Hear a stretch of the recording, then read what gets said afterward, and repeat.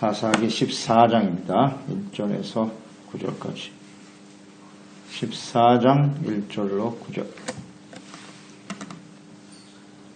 같이 읽겠습니다. 삼손이 딥나에 내려가서 거기서 블레셋 사람의 딸들 중에서 한 여자를 보고 올라와서 자기 부모에게 말하여 이르되 내가 딥나에서 블레셋 사람의 딸들 중에서 한 여자를 보았사오니 이제 그를 맞이하여 내 아내로 삼게 하소서 하며 그의 부모가 그에게 이르되 네 형제들의 딸들 중에나 내 백성 중에 어찌 여자가 없소서 내가 할례받지 아니한 블레셋 사람에게 가서 아내를 맞으려 하느냐 하니 삼손이 그의 아버지에게 이르되 내가 그 여자를 좋아하니 나를 위하여 그 여자를 데려오소서 하니라.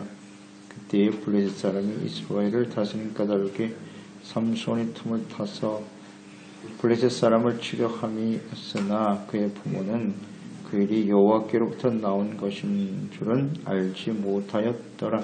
삼손이 그의 부모와 함께 딥나에 내려가 딥나의 포도원에 이른즉 젊은 사자가 그를 보고 소리 지르는지라. 여호와의 영이 삼손에게 강하게 임하니 그가 손에 아무것도 없이 그 사자를 염소 새끼를 찢는 것 같이 찢었으나 그는 자기가 행한 일을 부모에게 알리지 아니하였더라.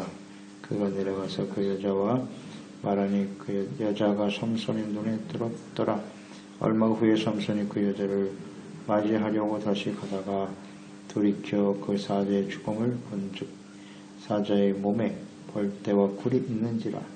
손으로 그 굴을 떠서 걸어가며 먹고 그의 부모에게 이르러 그들에게 그것을 들여서 먹게 하였으나 그 꿀을 사자의 몸에서 떠왔다고는 알리지 아니하였더라. 아멘. 인간의 연약함과 하나님의 구원. 하나님의 특별한 섭리 가운데 출생한 삼손. 하나님께 불순종하여 그 결과로 큰 시련과 고통을 당하고 있을 때 하나님께서는 한 가정을 택하셨어요. 그들은 하나님의 특별한 섭리 속에서 하나님의 계시로 이스라엘을 구원할 아들을 주실 것을 약속을 받았죠. 그러나 나실인으로 살아가야 한다 라고 말씀하시면서 그 나실인의 가정으로 경건한 하나님께 바쳐진 가정과 그 아들로 잘 자라게 되었을 때 하나님께서 그를 통하여 구원을 이루실 것이다 이렇게 말씀을 하셨습니다. 이제 하나님의 때에 하나님의 영이 그에게 임했다 그랬습니다. 사사로서 사역을 시작하게 되는 삼손. 여기 삼손이 출발부터 매우 바람직하지 못한다 것을 보게 되네요. 순조롭고 성결하지 못하고 그 시작을 보면 그의 생애가 얼마나 파란만장한 생애가 될 것인가 하는 것을 예견할 수가 있네요. 블레셋 여인을 아내로 취하려고 하는 삼손. 여기서부터 시작이 되네요. 그래서 1절로 2절에 블레셋 땅 딥나에 내려가서 여인을 보고 돌아와 부모에게 아내로 삼겠다 이렇게 말합니다. 나실인으로 교육받고 자란 삼손이 할례받지 않은 부정한 이방 여인과 결혼을 시도하려고 하는 것. 이것은 하나님의 율법에 어긋나는 일이고 불의한 일이죠. 그리고 자신이 나실인이잖아요. 나실인은 세 가지를 하지 말라 그랬어요. 포도주나 독주를 마시면 안 되고 머리카락을 자르면 안 되고 부정한 것을 가까이 하지 말라 그랬어요. 블레셋 여인은 부정한 여인이에요. 이를 가까이 한다는 것은 나실인으로서 삶을 포기하는 거예요. 하나님의 말씀을 지키지 않는 불의한 행동이죠. 옳지 못한 행동을 지금 하고 있습니다. 그의 시작이 이런 것으로 보아서 참 어려운 인생을 살겠구나 하는 것을 알게 되는 거예요. 여인을 보고 그랬습니다. 그 여인을 아내로 취하려고 했다. 딥나로 내려가서 블레셋이 지배하고 있었던 땅, 딥나. 삼손이 그곳에 내려갔는데 거기서 여인을 보았다 그랬어요. 거기서 무엇을 보아야 하는고? 블레셋으로부터 억압을 받고 고통당하는 백성들을 보아야죠. 하나님께서 삼손을 택하시고 하나님의 영을 부어주신 이유는 이방인들에 의해서 압제당하고 고통당하는 하나님의 백성들을 구원하라고 하나님이 세우신 거 아니에요. 고통받는 사람들을 봐야지. 여자를 보고 있다. 이 보는 것을 조심해야 됩니다. 이 보는 것이 죄의 시작이죠. 무엇을 바라보느냐? 어디에 관점을 두고 있는가? 어디에 관심을 두고 있는가? 이것은 매우 중요하다. 보는 것을 조심하라. 자, 우리 그리스도인들은 믿음의 주요 온전케 하시는 예수 그리스도를 바라보고 살아야 된다. 땅에 있는 것만 바라보면 안 돼요. 내 육체가 원하는 것만 바라보면 안 돼요. 육체의 눈을 가지고 바라보는 것은 대부분 다 육체입니다. 죄악으로 흘러가요. 믿음의 눈을 열어서 언제든지 하나님 예수 그리스도를 바라 믿음의 주요 온전케 하신 예수님 하나님의 나라 영원한 천성을 향해서 이 땅에 이루어질 하나님의 나라와 역사를 바라볼 줄 아는 이것이 매우 중요한 것입니다. 이런 훈련을 끊임없이 해야 돼요. 끊임없이. 이스라엘 백성들이 광야에서 40년 동안 훈련을 받았습니다. 눈을 들어서 하나님이 약속하신 가나안 땅을 바라보라는 거 아니에요. 그런데 맨날 땅만 바라보고 있어. 먹을 것만 생각하고 마실 물이 있니 없니. 이게 참 힘듭니다.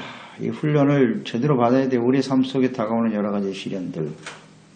이것은 우리의 관점을 바꿔주십니다. 무엇을 바라보고 살아가야 하는가. 믿음의 눈을 들어서 하나님을 바라보고 하나님의 나라를 바라보면서 살아가도록 끊임없이 훈련시키는 것이다. 그것을 생각해야 해요. 우리의 관점을 바꿔요. 이게 잘 안 바꿔져요.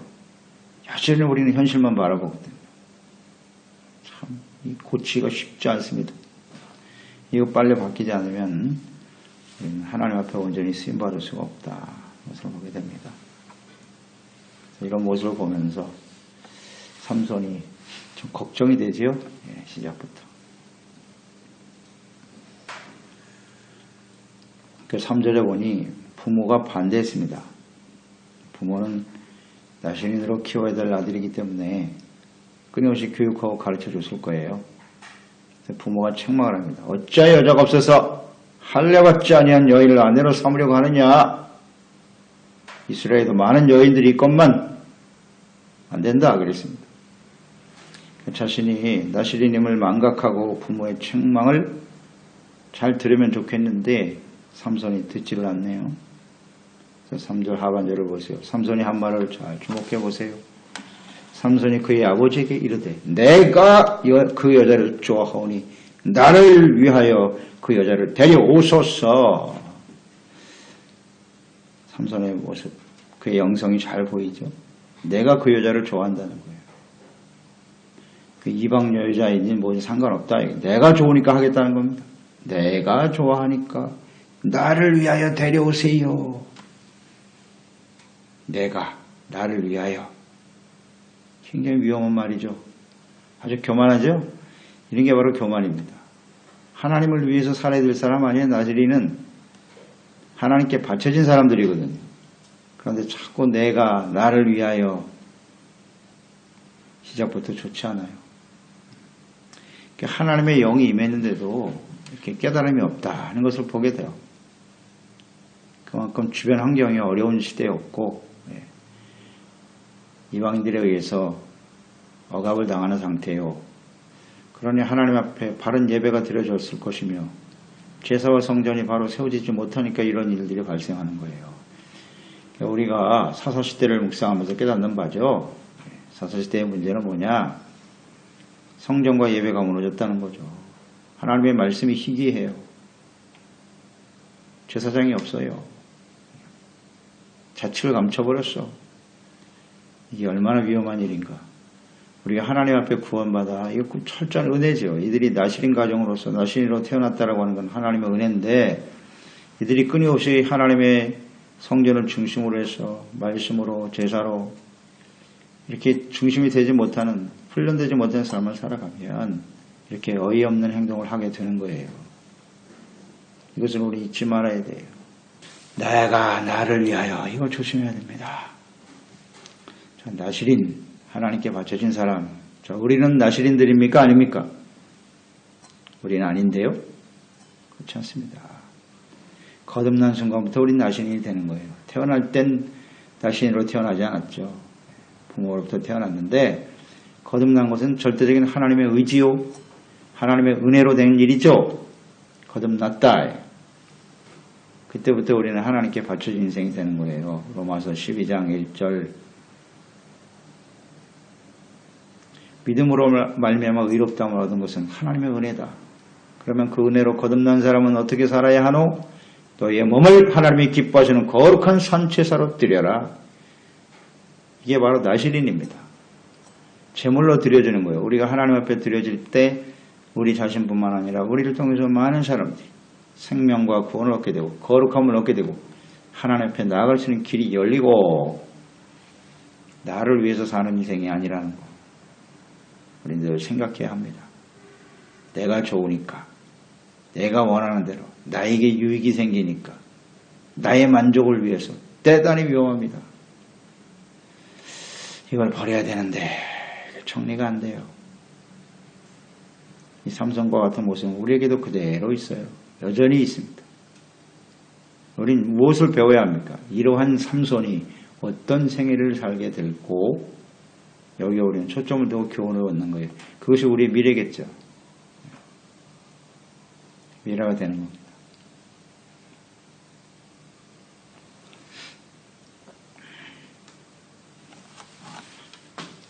부모의 말을 거역하고 이방 여인과 결혼을 시도하려고 하는 삼손. 그 4절에 보니 이런 말씀이 있죠. 그가 이방 여인과 결혼하려고 하는 것이 그것을 빌미로 해서 블레셋을 치려고 하는 것이었다 함이었으나 그의 부모는 이 일이 여호와께로부터 나온 것인 줄을 알지 못하였더라. 이런 말씀이 있네요. 이 말씀을 보면 삼손이 블레셋 여인과 결혼하려고 하는 의도가 그것을 빌미로 해서 블레셋 사람을 합법적으로 치겠다, 이런 생각을 가지고 접근했다는 거예요. 그리고 그 일에 대해서 하나님께서도 암묵적으로 보고 계셨다, 이렇게 보이지 않습니까? 자, 그럼 우리는 생각해 봐야 돼요. 굉장히 중요한 내용인데요. 과연 하나님께서 이 불의한 방법을 사용하셔서 이 하나님의 구원의 역사를 이루어 가실까요? 이걸 한번 생각해보고 주목해 보세요. 비록 삼손이 블레셋 사람을 치려고 하는 의도가 있었을지 모르나 그 방법이 옳습니까? 하나님은 의로우신 하나님이십니다. 불의를 사용해서 불의한 방법으로 하나님의 구원과 역사를 이루어 가시지 않습니다. 이건 분명히 해야 돼요. 우리의 불의한 행동을 합법화시키는 거예요. 하나님, 제가 주님을 위해서, 하나님의 나라와 영광을 위해서 어떻게 헌신하고 어떻게 드리겠습니다. 그러니 이 불의한 방법인지는 알지만 눈 감아 주시옵소서. 그걸 정당화시킬 수 있다고 보십니까? 아닙니다. 하나님은 결코 불의와 함께하지 않습니다. 대단히 잘못된 생각이에요. 그런데 뭐 그런 의도가 있었다고 하지만 이 삼손이 하는 말이나 그 이후에 하는 행동들을 보았을 때 그가 중심으로 하나님의 구원을 위해서, 하나님을 위해서 자신의 삶을 드리고자 하는 그런 신실한 사람은 아니었다는 것을 알 수가 있어요. 그러니까 이 방법이, 이 불의한 방법이 결코 정당화될 수 없습니다. 이걸 우리는 잘 생각해야 해요.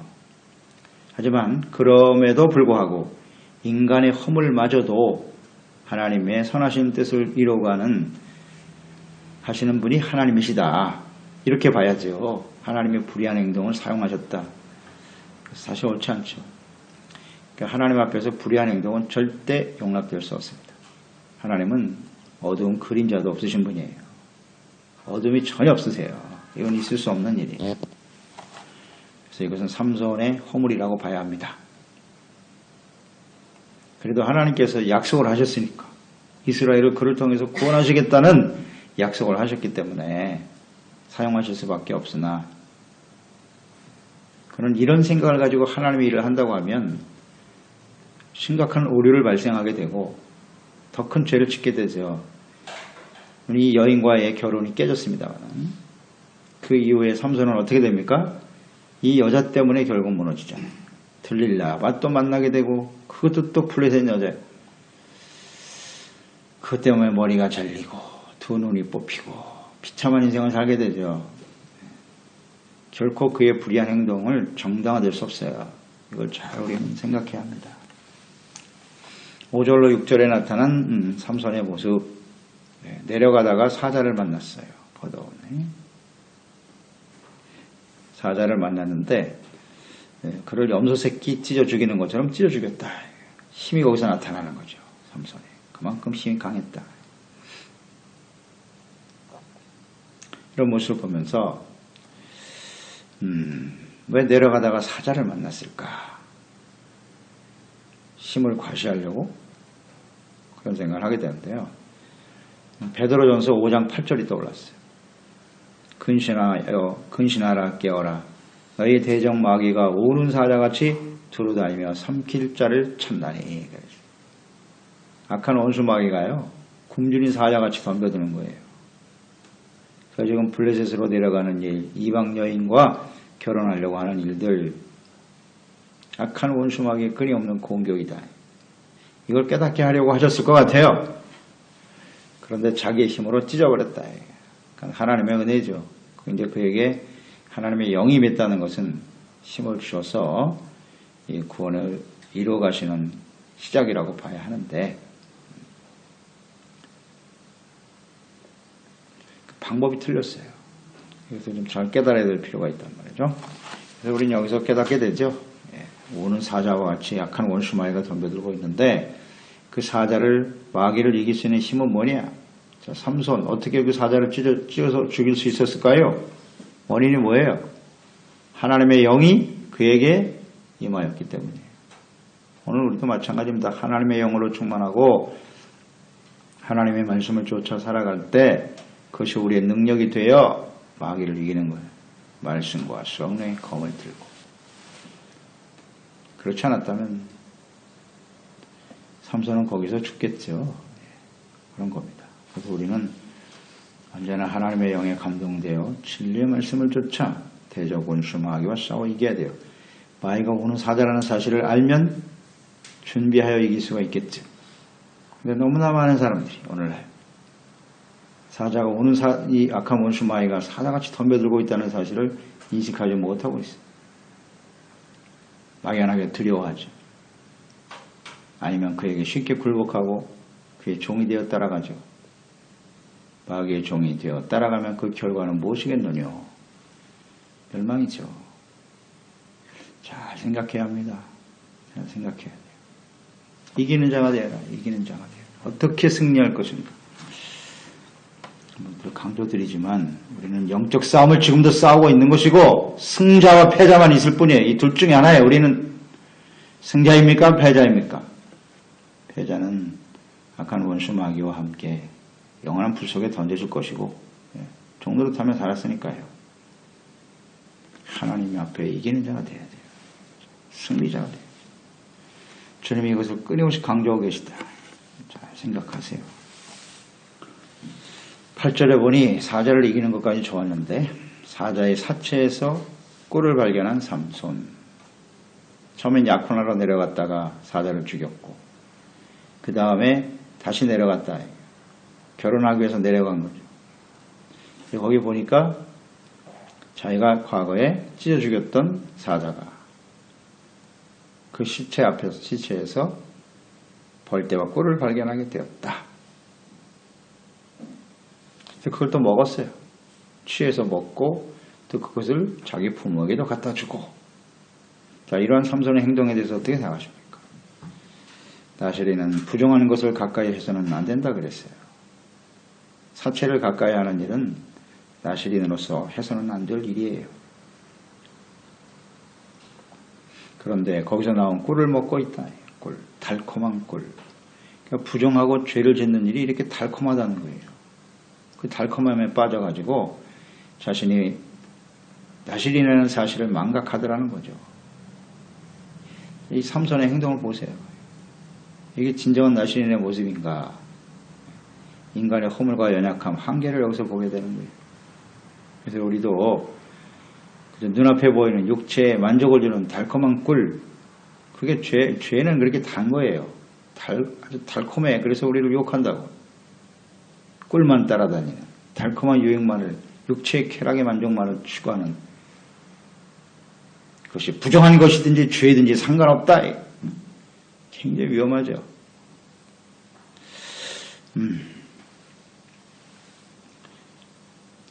근데 이 일을 행하고 그 꿀을 갖다가 드렸는데 부모에게는 어디서 나왔는지 말하지 않았다. 왜 말하지 않았을까요? 자기의 행동이 옳지 않다는 것을 알았죠. 그러니까 숨긴 거죠. 그게 정당하다면 얘기했겠죠. 근데 그 자신의 행동이 옳지 않음을 알면서도 이런 짓을 한다는 거예요. 삼손, 참 심각하네요. 사사시대에 나시린으로 태어나긴 했으나 제대로 하나님 앞에 훈련되지 못한 삼손의 모습은 이렇게 불완전할 수밖에 없구나. 하나님의 영이 임했는데도 말이죠. 이걸 우린 조심해야 돼요. 우리가 한번 하나님의 영에 감동됐다고 해서 우리가 완벽한 사람이 된 것이냐? 그렇지 않습니다. 끊임없이 기도와 말씀으로 깨어있지 않으면 이런 모습으로 살아갈 수밖에 없다. 인간의 한계입니다. 이방 여인과의 결혼, 블레셋을 치는 빌미를 만드는 일이었다고는 하나 삼손이 나시린으로서 해서는 안 될 행동을 했어요. 그렇기 때문에 이건 결코 정당화될 수 없는 일입니다. 자, 이런 일로 시작한 삼손이 앞으로 어떤 생애를 살게 될 것인지 우린 잘 앞으로 이제 봐야 돼요. 어떤 생애를 살게 될까? 아쉬움이 많이 남죠? 아쉬움이 많이 남습니다. 이방인들의 조롱거리가 되고 그 다음에 마지막으로 기회를 주셨을 때 함께 죽잖아요. 함께 죽어버립니다. 짧은 생애로 인생을 마감하고 마는 그런 비극적인 삶이 되더라는 거예요. 이걸 우리는 잘 좀 생각해야 돼요. 왜 삼손이 그런 인생을 살 수밖에 없었는가? 하나님 앞에 나시린으로 부름을 받았음에도 불구하고 이런 걸 우리가 묵상하면서 우리가 하나님 앞에 주어진 나머지 인생을 어떻게 살아야 할지, 어떻게 거룩하게 바쳐진 하나님의 자녀로 살 것인가를 잘 결단할 수 있는 저희들이 되어야 하겠습니다. 하나님 아버지, 오늘도 주님의 말씀을 대합니다. 삼손, 태어날 때부터 나시린으로 하나님이 택정하셨고 부르신 사람들이죠. 어두운 사사시대에 삼손의 가정이 하나님이 택하시고 부르심을 받았다고 하는 건 영광스러운 일이죠. 어려서부터 하나님 나시린으로서 거룩하게 구별되어 성장한 아들이었을 텐데 하나님의 영이 감동되었음에도 불구하고 그가 사역을 시작하는 그 모습은 바람직하지 못하죠. 불완전하고 허물 많은 삶임을 보게 됩니다. 나시린으로서의 정체성을 상실해버린 삼손의 모습을 봅니다. 내가 좋아서 나를 위하여 하나님을 위해서 살아야 될 나시린이 이와 같은 행동은 하나님 앞에 얼마나 큰 죄를 짓는 것인지를 전혀 인식하지 못하고 있네요. 오늘 우리가 이런 모습으로 살아가고 있지 않나요? 그럼에도 불구하고 하나님께서 이스라엘의 구원을 약속하셨기 때문에 그를 사용해서 구원의 역사를 이루어가시는 하나님, 그 하나님의 마음을 얼마나 안타까우셨을까요? 하나님의 마음을 여기서 느낄 수가 있네요. 주님, 우리가 마지막 순간까지 정말 하나님을 기쁘시게 하는, 정말 하나님이 기뻐 사용하시는 충성스럽고 신실한 주님의 종들 될 수 있도록 늘 말씀과 기도와 성령으로 깨어있는 저희들이 되게 하여 주시옵소서. 예수님의 이름으로 기도드려나이다.